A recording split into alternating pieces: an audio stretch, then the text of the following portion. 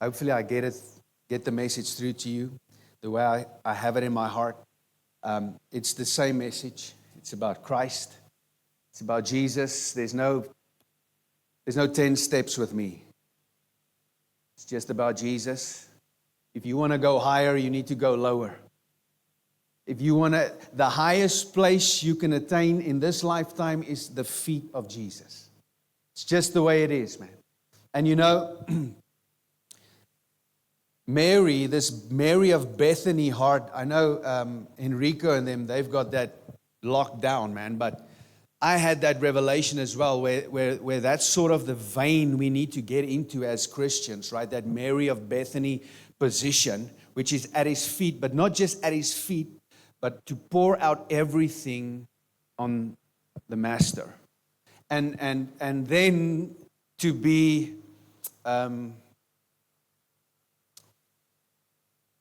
fired up enough, or to be encouraged enough to also stand up from that position and follow Him, because He's not just sitting there, right? He's not just sitting there for the entire rest of the word, right? He gets up and He goes, and then He makes His triumphal entry through the eastern gate.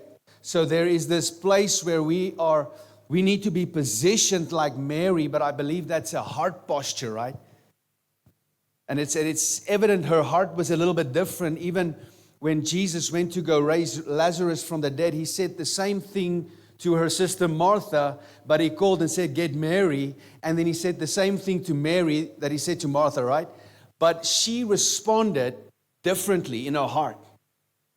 And that stirred up this compassion, and it stirred up the zeal in Him, right? So we have to have that position of heart to sit at His feet, right?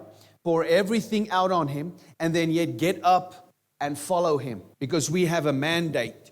We have this great commission. And we are strengthened in the secret place. We are strengthened in this place at His feet. But that will lead to something that has an expression. The expression of that love, because you love Him, right? If you're there, if you pour everything out, it's for the purpose of love. But we know it's because He loved us first. That's what the Word says. So you won't be able to experience or to have the privilege of pouring that love back on the Lord if you don't have a right perspective of how much He loves you. So once you're there, that leads to something that has a manifestation in your life that makes you go. Doesn't make you stay. Makes you go. It makes you want to do things for Him. I remember, I'm going to butcher this story because it just popped up in my spirit. Reinhard Bonnke, or Reinhard Bonnke, phoned Daniel Kalenda 4 o'clock in the morning or 3 o'clock in the morning. And he's like, "Listen, we need to get a building for our offices," right? And Daniel's like, "Yeah, but it's like 3 o'clock in the morning." And he's like, "No, meet me at this coffee station." This coffee shop. I saw they open at 7. And he has to fly. He's already on the way to the airport. He's flying. He's going to meet him. He's like, "But can't we just do it in the next week meeting or the 2 weeks meeting?" And Reinhard's like, No. If the Lord speaks, if the Lord puts something in your heart, man, you need to respond. There is a manifestation when you're with Him, because I promise you, He was with him, and the Lord said, "Do that." And he's like, "I'm going to do it now." So there's this response. When you pour out your fragrant, that alabaster jar on His feet, at that highest place that you can be, He's going to stand up, and how sad would it be if you just stay there? And you don't experience the King walking with this fragrance on Him through the eastern gate into Jerusalem, right? Prepped for His burial, for His glorification. So, in light of that position, right, that is what I feel like the Word gives us. It draws us to the feet of Jesus, because the purpose is to know Him. "Oh, that I might know Him," Paul says, right? "And the power of His resurrection," he says. and the fellowship of His suffering. There is a place, a position that we understand God is so infinitely wise that it's going to take eternity for us to know Him. In John 17:3, He says that this is eternal life, that they might know the Father and the one and only Father and the Lord Jesus Christ. That is the purpose of eternity, is to know Him. He is so vast, He is so amazingly rich and deep that it will take eternity to know Him, right? And then we find ourselves in eternity, and all we see is the slain lamb, and we fall on our face and we worship, and we will just chuck our crowns at Him. All the rewards that we want to work so hard for in this life, man, we're going to get that crown. He's going to be like, well done, good and faithful servant. And man, do we want to hear that? Amen, we do, right? But we're going to be so positioned and so in Christ and in eternity, because He is eternal life, right? We're going to chuck those crowns back at His feet, man. How glorious is God? So today I want to speak to you about the glory of the cross, the foolishness of God. Amen? So the purpose of this message I felt was enlightenment. I got this word enlightenment. And not this new agey thing, right? Not this transcended thing, right? Enlightenment, not to go higher, but enlightenment to go lower. To take us lower. To this place where we can see Him. Because you cannot see Him rightly. If you're too high, you'll just see the top of His head, man. Because He's not going to look up at you. Because He's the highest of heights. So He's always going to look down. And in a good way. In a fatherly way, like I look down on my children. Love, just with love and with fervency. To see them just achieve everything that God has set them out to achieve, right? That gaze, man, we want to look up at that gaze. We cannot be too high. Amen? So the purpose is for enlightenment, but for us to go low. And to make it scriptural, well, everything is scriptural. In this house, when we have a debate, in this house, when we have a lot of conversation around the Word, we meditate on it, we will think on it. We have Bible study on Thursday. Then we'll go on a rant for half an hour about, how two scriptures come together. And it's powerful, right? So everything in this house has a standard, and the standard is the Word. But we allow the Lord to take us, to enrich us by the depths of that Word. So we don't just read it face value, we read it from a low position. So in Ephesians 1, verse 15 through to 22, it says, "Therefore I also, after I heard of your faith in the Lord Jesus and your love for all the saints," right? So there's a place where Paul starts praying, but he is also recognizing the fact that he heard that they have faith. He's not there to see it, but he heard. Their faith travels. Their faith has influence, right? And your love for all the saints. That is the new covenant commandment. That's the new covenant commandment. There is a commandment in the new covenant that says, this is the commandment, right? Love one another.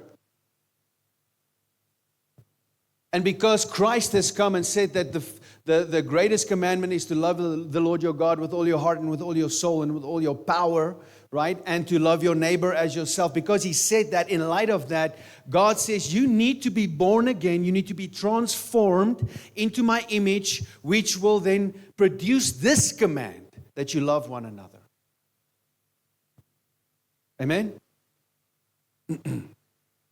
Do not cease to give thanks for you. He's praying for them, making mention of you in my prayers, that the God of our Lord Jesus Christ, the Father of glory, may give to you the spirit of wisdom and revelation in the knowledge of Him, the eyes of your understanding being enlightened. That's what I heard. Being enlightened. We need the eyes of our understanding enlightened, that you may know what is the hope of your calling. I'm lying. If you're in your word, you will see that I'm lying. It's not your calling, it's His calling. Right? That's what the word says, that you may know what is the hope of His calling. You are called. I'm not saying we are not called. But the hope of a calling is His calling. The trust we have is His calling. What are the riches of the glory of His inheritance in the saints? Man, you have an inheritance, but it's His inheritance. It's Christ in you, the hope of glory. Think about that. We want this inheritance, right? We want a calling. We want the pulpit. We want the riches. We want all these things. But in the end, it's actually His. We need to find out what is His calling. What is His inheritance in Miguel? What is His inheritance in Jolene and Leandre and every one of you? What is His inheritance in you? That's my position I need to take in. That's your position. That takes the focus of you and it puts it on your brother. Well, it puts it on Christ because you're looking for His inheritance in your brother. And what is the exceeding greatness of His power towards us who believe? According to the working of His mighty power, which He worked in Christ when He raised Him from the dead and seated Him at the right hand in the heavenly places. Hallelujah. Hallelujah. I'm not even going to go in there.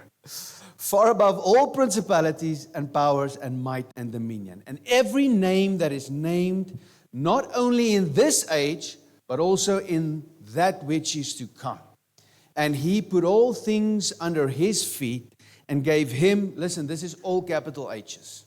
His feet, Him, He, it's all capital, it's the Lord, right? And gave Him to be head over all things to the church, which is His body, the fullness of Him who fills all in all. Think about this. He is the head of the body, not your pastor, not the prophet, not the apostle. They are not the head of the church. They are a part of the body, just like you. He is the head of the church, right? And His fullness is revealed in His body, not in one person. I'm not the only elder in this house. There's no face to this church but Christ's face, because He's the head. We are merely the body. What I need to see in you is His inheritance. It's His calling. Otherwise, I will only fall into the trap that you can do things for me to get me to where I need to be. And that is not, according to me, the way the structure of the church was put up. But that's not the message. So Paul is praying. So Paul's prayer is for the saints, right? The saints to receive something. It's to receive enlightenment, understanding. Okay? This is not something you can achieve. It's for Him to give you a spirit of wisdom and revelation in knowing Him, a knowledge, an understanding. And that wisdom, that knowledge that you receive from Christ will give the eyes of your heart, your spirit, enlightenment to understand what is His call and His inheritance. Right? And it's think about this, it's saints. For me, that is something very important, because we are not merely sinners, but we are saints. He's calling it saints. Yet while we were sinners, I agree, without Christ, without the finished work of the cross, without the glory of the cross, without the foolishness of God, man, I'm destined for hell. I deserve it. But now Christ has come. He shed His blood, right? That glory that we're going to speak about positions you. It removes you from darkness And it places you into the Son of His love. It places you into something, into Christ, so that you can receive something. I just want to calm down because I'm getting, and then I'm going to go way off my notes. I just want to, do you understand? You receive something, you become this new creation. You're not the same anymore. You're not a sinner anymore.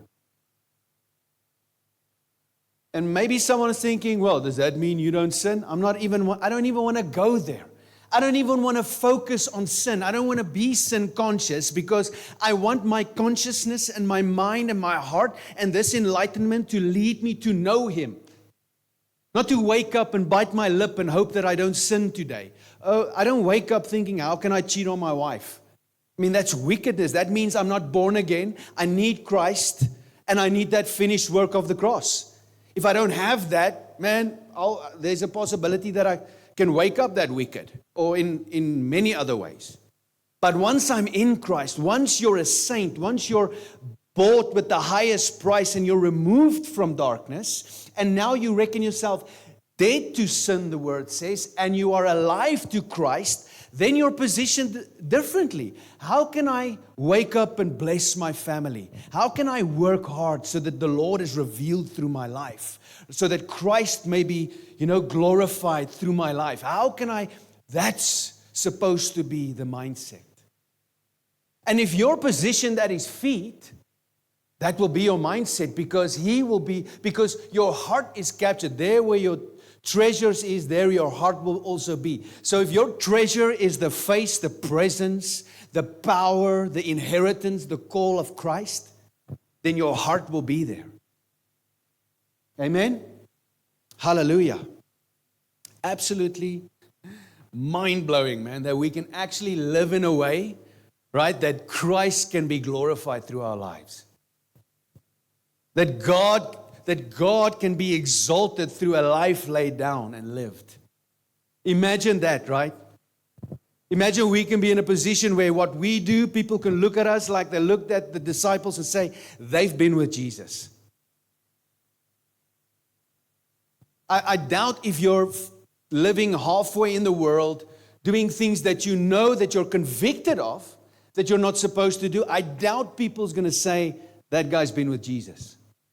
And this is not to condemn anybody. This is to highlight the power of the cross, to highlight the power of the finished works of Christ, because that power, I believe, is greater than my ability to sin. So I don't want to focus on sin. I want to focus on His inheritance and His calling. Amen? Hallelujah. I think that is what Paul is trying to achieve through intercession. He's saying, I want you to receive this Spirit. I want you to receive this revelation of knowing Him. That's the revelation, knowing Christ, so that this can become alive in you, man. I think that's the most important thing. Can the Lord's heart and the Lord's will become alive in us? Amen? Hallelujah. Okay. Our scripture for today is 1 Corinthians chapter 1 and 2. I'm going to try and do it as quick as I can. I don't want to rush. If we have to maybe end early, I'm not here next week, but I'm back the 5th of Jan.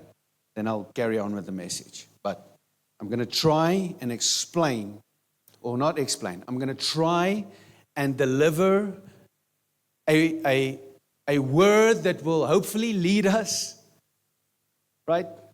Hopefully, I pray the anointing is on it. Glenda, you prayed for that. So I believe that God is going to put the anointing. It's laced. This word's got nothing to do with me. No, I know when the Lord's going to do something is when I feel all panicked before I have to come up. And I've done this for years now. And I feel all panicked. When I don't feel panicked, I'm like, Lord, I need to be on my face a little bit longer because I need to feel panicked. I need to feel like I'm not equipped to do this. Because then I know there's anointing on it because it's not me. It's Him. Amen? You understand what I'm saying? It's not a false humility. It's a thing that I have with the Lord. So for me, I hope this is laced with Holy Ghost, and I hope that it will bring a revelation of the glory of God, which I believe is the cross. And I'm not putting that higher than the fact that He's alive, He's risen by the power of the Holy Spirit, and He's forevermore alive right on the right hand of the Father, forever interceding for us, our high priest. He's working, He's not lethargic, He's not apathetic, He's there. He's doing His job, actually, tending the menorah, making sure the oil lamps are full of oil so that we, right, can thrive in Christ, in Him, in His Spirit. Amen? By the Spirit. So if we go to 1 Corinthians chapter 1, we can just start reading. I'm going to start reading. It says, Paul, called to be an apostle of Jesus Christ through the will of God, and Sosthenes, our brother. I've preached on that. I'm not going to preach on that now. To the church of God which is at Corinth, to those who are sanctified in Christ Jesus, called to be saints, with all who in every place call on the name of Christ, or on the name of Jesus Christ our Lord, both theirs and ours, grace to you and peace from God our Father and the Lord Jesus Christ. That is rich, man. What does he say? He says, to those who are sanctified in Christ. You know what we've made sanctification? We've made sanctification this process. Now we have to work on ourselves and we have to do these things to become more holy and more acceptable in His sight. And that's impossible, man. There's no sanctification like that. That is not sanctification. Sanctification is in Christ. We are sanctified in Christ. As long as you remain, as long as you abide, you will be sanctified. You will be, 2 Corinthians 3 says this. He says, we behold Him with unveiled face, as in a mirror, right? We behold the glory of God, the glory of the Lord. And then in that place, in that beholding, in that abiding, in Christness, we are transformed by the Holy Ghost forever and ever, from glory to glory. So that beholding, that in Christ is your sanctification work. That is the thing that is going to flush out whatever does not need to be there. And man, I pray that even on our rebirth, in a moment, everything's flushed out. We believe that. We believe that. We believe the house is empty and then we need to fill it with the Holy Ghost. And once it's filled with the Holy Ghost, nothing else can enter that home. But what we do is we start listening to either a familiar spirit or the lies of the devil or the sways of the ruler of this world. And then what we do is we evict the Holy Ghost room for room and we defile ourselves again. Whereas we must just be in Christ and you're sanctified. Right? I think that's pretty amazing. I think that's something that we can get a revelation of. Maybe go on a journey to understand sanctification in that way. Amen? And then we are called to be saints, right? Saints, hagios. It means sacred. It means physically pure or morally blameless or consecrated. It means most high saint. That's what it means. That's what you are. Most High. You are called to be consecrated. You are called to be set apart. You are called to be different, but in a holy way. And this is nothing you can do because it's His calling in Miguel. What's His calling in Miguel? Oh, to be sanctified, Miguel. So if I see my brother doing something that he's not supposed to do, I can with faith and love and confidence say, Miguel, you weren't called for that, because the call of Christ on your life is to be holy and to be sanctified and to be a saint. So I can call out the deception. Let me put it that way. We like to say we call out the sin, right?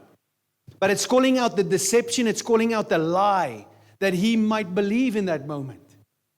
But it's my love that will come and it will take away all fear, right?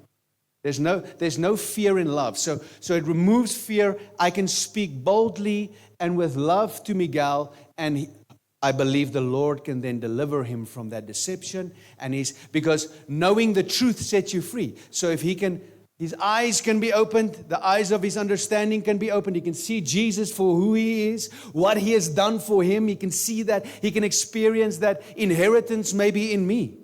Maybe he then, his eyes open, see the inheritance that Christ has in me, where I have laid down my life just like my Lord for him to go this extra step. He can repent and say, Lord, thank you. I am not this person.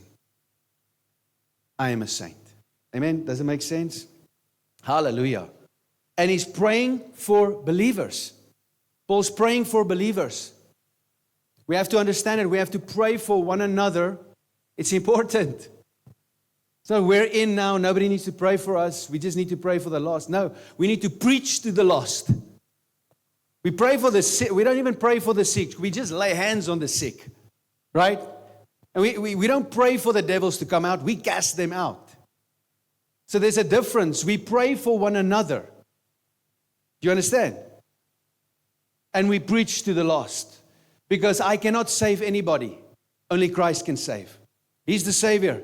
By the power of the Holy Spirit, the conviction of the Spirit, a person can be saved by hearing the gospel, believing the gospel, confessing the gospel.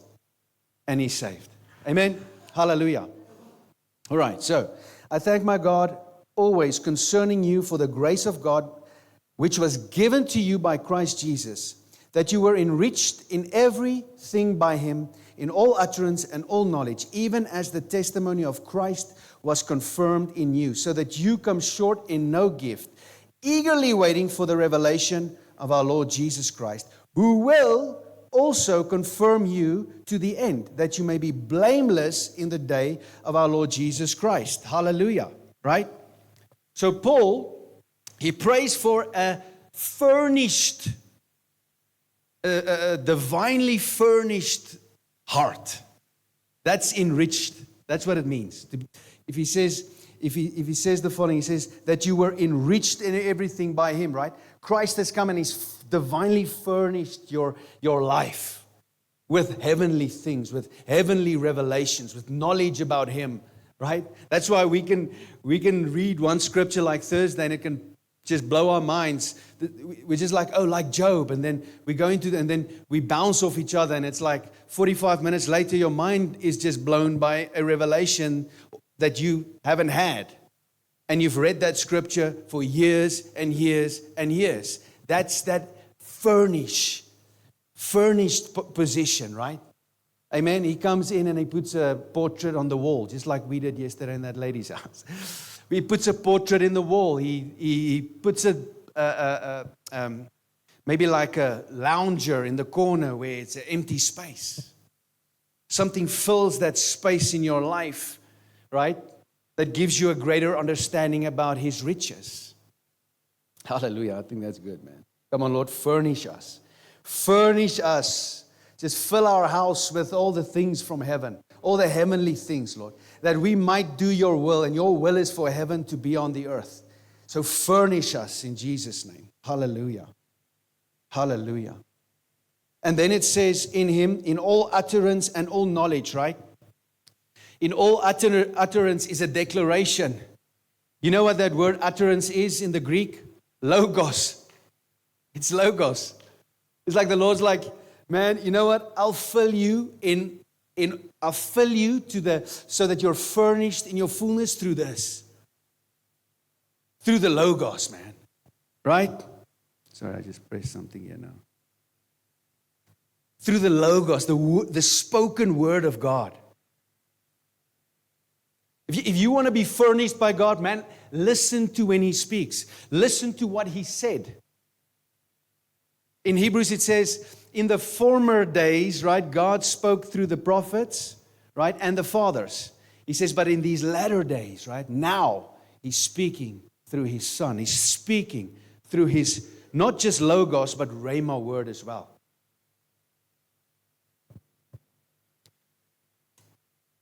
The utterance, and then all knowledge. It's gnosis. It's the knowledge of Christ. It's not just to have a vast, what's that word? General knowledge. It's not to have that, to know things about things. It's a knowledge of Christ. That is what Paul is saying. He's saying this enrichment, this furnishing will come and it will bring forth a knowledge of Christ. It will bring forth a revealing of the Logos word, an utterance. You will speak the word of God. That's what we need to do, right? In our conflicts, in our trials, tribulations, what do we need to do? We need to go back to the word. We need to murmur the word, right? Chew the cud with the word. That's what Jesus did in the wilderness. We need to do the same thing. Hallelujah. Okay, I'm going to go. Then, verse 9. Verse 9.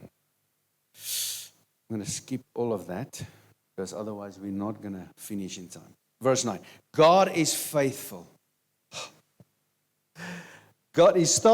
He ends verse 8 with, who will also confirm you to the end, that you may be blameless in the day of our Lord Jesus Christ. Listen, He will confirm you. If you're in Christ, if you're enriched, if you're furnished, you have confidence that in the day of the Lord, right, you will be in Him. Okay, and then it says, God is faithful. Man, we know God is faithful by testimonies of what He's done through our life. But there's a place where we need to understand that God is faithful. And then it says, whom you were called into what? Fellowship with or of His Son, Jesus Christ our Lord. God is faithful not just to do little things for you. God is faithful because those are, I believe, the byproduct, right, of you just living out a Christ-like life. These little things that you will that will highlight God's faithfulness in your life. Maybe something came through. Maybe God answered a prayer. God is faithful in that manner. But here He says, God is faithful, right? By whom you were called into He's called you into the koinonia, intimate fellowship with His Son, your Lord Jesus Christ. So the faithfulness of God leads you into a place of having intimacy and fellowship with the Lord. I truly believe if we don't have that, we will have a false testimony of faithfulness. Paul, earlier, I think in verse 5, he says that the saints, Jesus has testified through the saints to Him. It's Christ being faithful as He's revealed in the believers. I can have a testimony of Christ in my fellow brothers and sisters because when God leads me because He's faithful to this intimate relationship with Him, the expression thereof is I can see Him in everything. I have fellowship with Him. Amen. Hallelujah. It's amazing. Praise the Lord. Okay. Let's get to the pump. Verse 18. We'll skip through from verse 10 through to verse 18. Verse 18 says the following. For the message of the cross. Say the cross. Yeah, it's foolishness to those who are perishing, but to us who are being saved, it is the power of God. Hallelujah. Paul makes a statement in Romans and he says, I'm not ashamed of the gospel. I'm not ashamed to preach this gospel, right? Because it is the what? The power of God to do what? To save people. To save for salvation. It is the power of God unto salvation. So it is the power of God to save you, the gospel, right? Then he says in Ephesians chapter 2, he says, I have been saved by what? Grace through faith, right? So if the gospel is the power, just bear with me, the gospel is the power of God that saves you, then grace is the power of God because it's grace that saves you, right? Then grace is the power of God that saves you through faith. But then here he says that the message of the cross is foolishness to those who are perishing, but it is the power of God.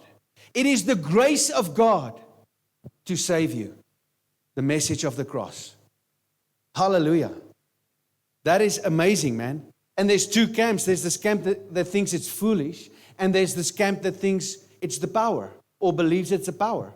So I believe, if you read in context, starting with verse 1 through to 18, you'll quickly reveal that it is because of this grace, this revelation, this thing that has come in your life that brings enlightenment, enriched, furnished posture, that you can see that foolish thing to the world is actually the power of God. That the cross is actually the power of God. Paul carries on. I'm not going to go too deep into this now, otherwise we'll literally be another hour. I don't want to do that. But Paul literally says that he determines to know nothing except Christ in Him crucified. What does that mean? In light of the fact that the cross is the power of God, he's saying, I was this Pharisee. I was this Hebrew of Hebrew, this from the tribe of Benjamin. This is Paul not boasting, highlighting the fact that all those things, being a scholar, a learner of the Torah, right? Knowing the law. He said, concerning the law, I was blameless. And he said, all of that is rubbish. All of it. And that is to me why he can boldly and confidently say that the power of God is the cross. Because there is a camp, people who, like the Jews, we can carry on reading. I will destroy the wisdom of the wise and bring to nothing the understanding of the prudent, right? Those who think that they are learned. Paul is making this statement because he was that person. He's not judging people. He's saying, I was this prudent person. Come on, man. This is so good. Where is the wise, right? He's confidently saying, listen, I know what the power of God is. Where is the wise? Where is the scribe, the learned one, the one who thinks he upholds the law and for that reason he's justified? Where's that guy, right? Where is the disputer of this age? Has not God made foolish the wisdom of this world? And now we're like, yeah, what has God done to make foolish the wisdom of this world? Has He come down in a glorious fiery cloud and portrayed His glory for everybody to see? No, He hung on a cross. He died on a cross. Which to the Jew is a massive stumbling block because they cannot understand that their Savior, their Messiah, would ever die on a cross. He needs to come in, absolutely chuck away the Romans, step on them, kick them on the butt, and they just start ruling from Jerusalem. That's what they believe. So it's complete foolishness. It's a stumbling block, the fact that their Messiah, the suffering servant, Isaiah says, died on a cross. And then it says, the Greeks thinks it's foolishness because why would God, right? Why would God die on a cross to save the world? That's just stupid. That's why it's foolishness to Greeks, because they've got these gods that rule from the skies, right? That's all powerful and humans must just worship and submit to them, and they can wipe them out just if they feel like it. So why would these gods come and die for the people? No, we die for them in entertainment. We die for our gods. So they think it's foolishness. But God, in His wisdom, because it says, if we carry on, that the foolishness of God is greater than the wisdom of men. And the weakness of God is greater than the strength of men. What does that mean? Does that mean God is foolish and God is weak? No. It means that in the display of the cross, in the fact that He came and He died on a cross, that is wiser than the wisest of man. The fact that he was a weak, broken, opened up, organs showing, completely marred above every man, right? Beaten, bruised, beard plucked out, bled and died for us, every person in the world. That weakness is in fact the power and has greater strength than the strongest of act any man has ever done. That's what Paul is making. He's putting this glorious cross crucified Christ on display and saying, you want to be there, but you need to go there.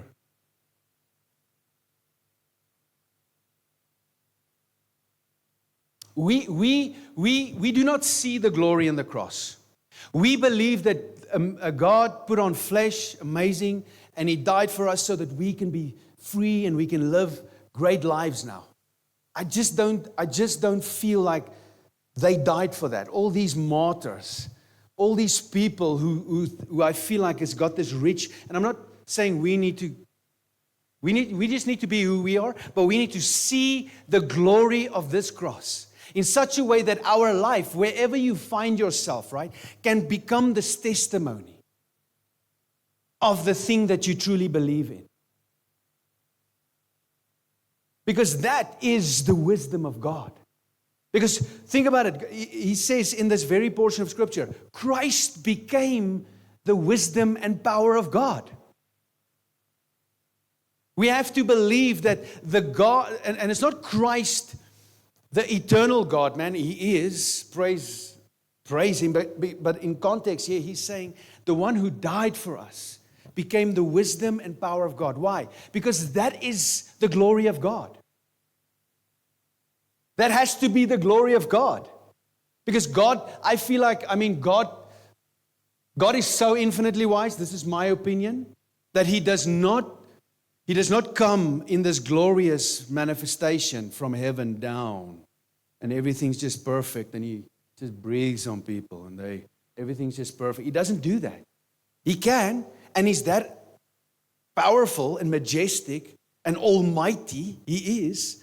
But He, in His wisdom, decided to put on flesh, become a little seed in a woman, become a little fetus, and was born through the womb of a woman, His own creation, and then became a baby and had to be tended to, and He had to grow up and grow in stature and become a man, and He had to do, that's God. And then for the purpose of dying on a cross, because man lost what God has given him, which is His glory, I believe. And He had to, by glory, on the cross, return it or redeem it. Amen? That is the wisdom and power of God. And praise God, man, it is not complete. He said, look, mother, I make all things new. And then on the cross He says, it is finished, right? But then it is finished, but the finished work is Him being raised to life, because that's the testimony of the glory. And then He ascends into heaven, and then we can be filled with that glory. Because the Holy Ghost comes and He fills you, and He teaches you, and He leads you, and He testifies to you of Christ and Him crucified. And that all of that makes you so humble and meek and postured to learn, because that's what Christ says. Come to me, all you are heavy. Learn from me. For I am meek, I'm lowly of heart. Learn from me. Look at me and learn from me, and then follow me. That's what He says. Now the Holy Ghost does that so that we can multiply and fill the earth then with His glory. God said in the beginning, every seed produces after its own kind. So if that Holy Ghost seed is planted in us, and that thing like a blazing fire starts operating through you and start entering the atmosphere or wherever you find yourself, what happens is you multiply the glory, because you multiply the revelation of Christ. God who became a man and laid down His life for those who don't deserve it. Amen. Hallelujah. Hallelujah. I'll close there. 17 other slides. But I'm going to close there. So Christ had to die so that He could be glorified, right? And then ascended to the right hand of the Father, so that the Spirit could come down. And when we believe the foolish message of the gospel, which is the glorious Christ, crucified and risen, forevermore alive, then He, the Spirit, comes in His fullness in you and upon you. And we become Christians. Like Connor said, Christians are not what they called themselves.